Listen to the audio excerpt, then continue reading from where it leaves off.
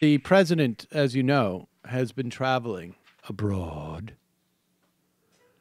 And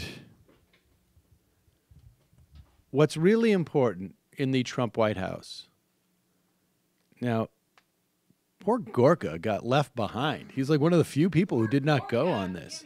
I'm joking. He's got the whole White House to himself. He's got the whole White House to himself. Now, I will say this. There was a report I saw, and granted, I saw this on Twitter, and I don't seem to have it in front of me right now, but that there was, the White House had identified some leakers in the White House, and they're going to be in trouble when Trump gets back.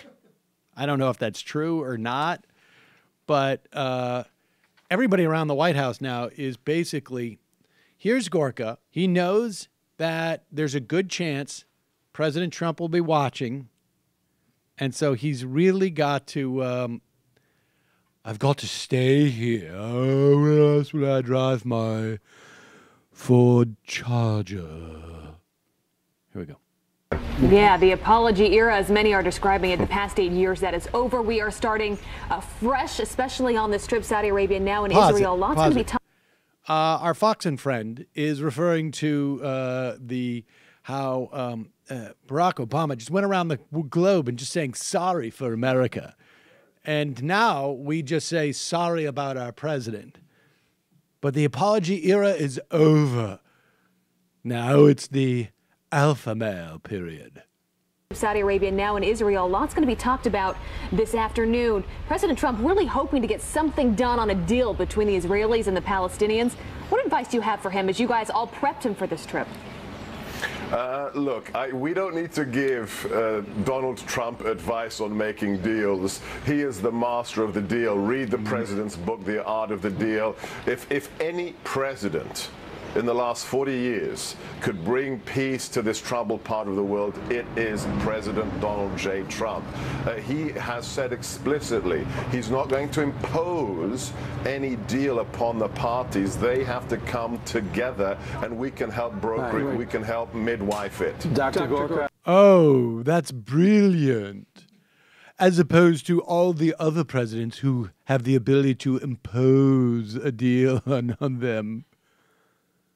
We're just going to broker it if anybody can do. I mean, the idea that Sebastian Gorka knows anything about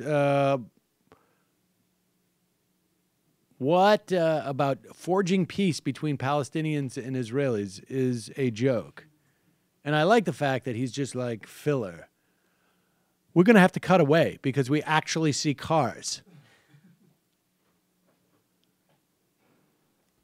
Yes, Kelly. Forgot what I was gonna say. Well, then I guess it must not have been very important. It's an impressive when you can make it sound like a boast when you say basically, my boss, if this falls into his lap, won't mess it up. If they can make a deal, we will certainly midwife it. That's a gross way to say it, but that wasn't what I was going to say. That's what he said. I know what I was going to. Well, now I know.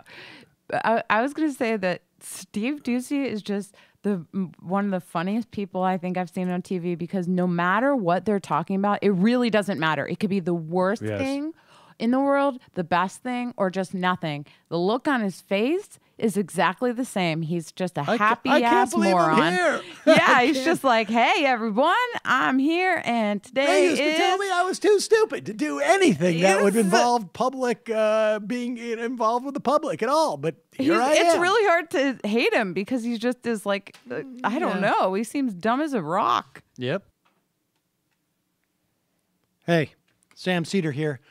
Folks, you probably heard about the whole YouTube advertiser apocalypse. Well, we're suffering from it too. We need your help. If you want to keep this show alive, you want us to be able to still put out clips on a regular basis, head over to our Patreon page. Here's the link right here or down below there. And just give us a couple bucks a month and support this program. Really appreciate it.